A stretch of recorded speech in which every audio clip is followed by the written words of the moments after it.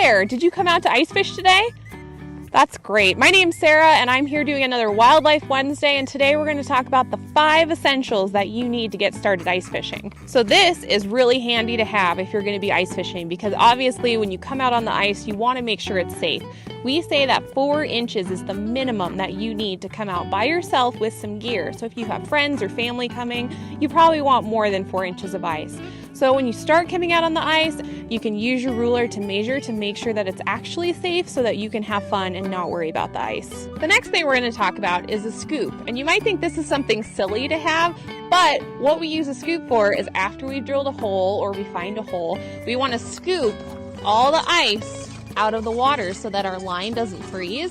And you definitely don't want to use your hands for this because this water is cold. Probably one of the most important items you need to get ice fishing is an ice fishing rod and some bait.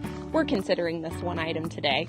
So an ice fishing rod is different than a full-size fishing rod. You can see it's much shorter, and I'm using what you call a jig, and so you can find these at any of the sporting goods stores. And I'm also using maggots, and you might be thinking, oh, that's gross, but fish love maggots, so that's what we're using as bait on our ice fishing rod today.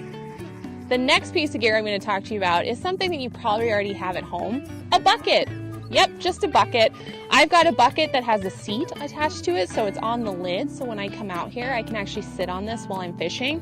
I also have something around the bucket to help me hold all my gear.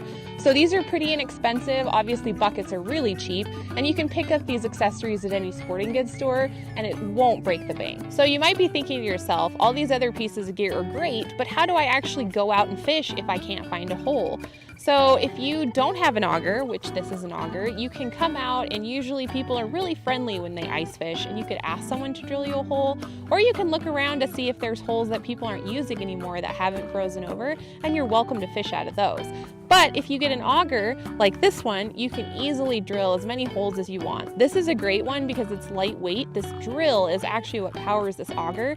You can also get gas-powered augers, electric augers, all kinds of different things. I always think a bonus item is a buddy, because it's always better to go out with somebody else and not go out by yourself. And never forget to have your fishing license on you when you're out recreating.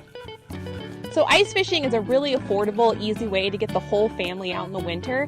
I hope you try it, and I hope you enjoyed this Wildlife Wednesday. And if you have any questions about ice fishing, leave them down below and we'll answer them for you. Have a great one.